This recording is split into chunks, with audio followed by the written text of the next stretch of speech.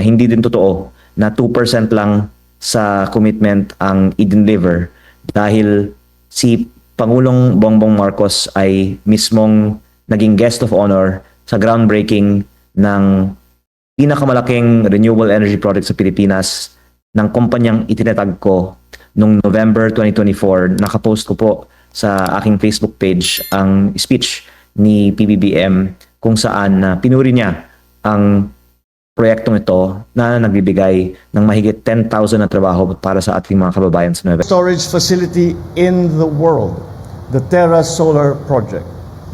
This landmark project will put our country on the map as a leader in renewable energy. To Meralco, Terra Solar Philippines Inc., Solar Philippines New Energy Corporation, MGen Renewable Energy Inc., and other partners behind these projects. Your efforts have shown that we can forge ahead as key players in the world's energy revolution.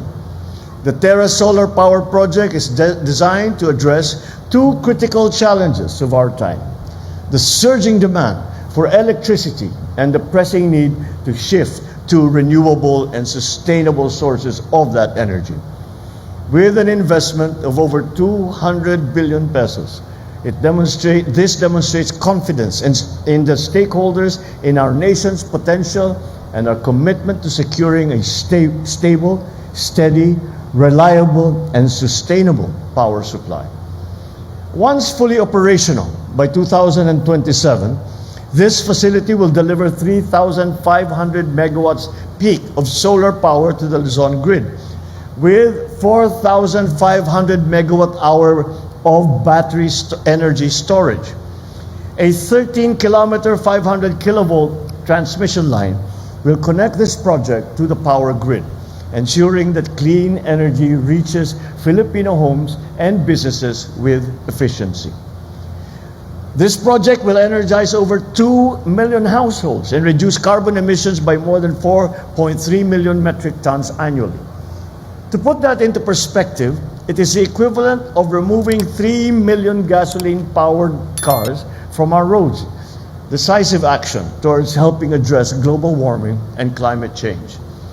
By leveraging our abundant solar resources, the Terra Solar Project will help stabilize our power supply, reduce energy costs, and contribute significantly to our target of 35% renewable energy share in the power generation mix by the year 2030. This initiative will also benefit the communities that host it, spanning 5 municipalities across Nueva Ecija and Bulacan. It is estimated that the project will create over 10,000 jobs. Certainly, it will stimulate local economies and open countless opportunities for growth and development in those communities. Over the next decade, it is poised to generate nearly 23 billion pesos in financial benefits, resources that will pave the way for even greater progress. Sir, yung Facebook post po ninyo, no?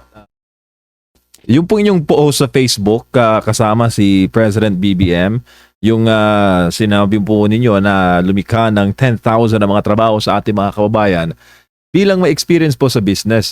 Actually, we're courting for investors, Congressman, na mag-invest sa Pilipinas. Ano tingin nyo, sir, na mismong lokal na investment ay ginaganito po sa kasalukuyang administrasyon wherein parehas tayong nanghihikayat ng mga negosyante abroad na maglagak po ng puhunan sa Pilipinas? Grabe po talaga ang epekto sa mga investors ng mga pangyayari tulad nito, at baka hindi coincidence na kasabay nitong mga pangyayari ngayong linggo, naging record low ang peso to dollar ng 59 to almost 50 centavos to 1. At ang foreign direct investment ay nasa post-COVID low.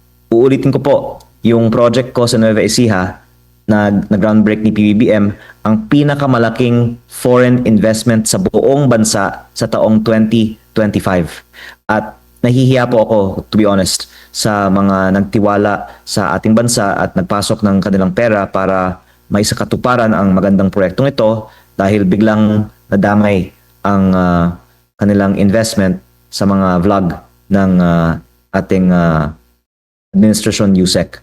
At ang madadagdagan ko,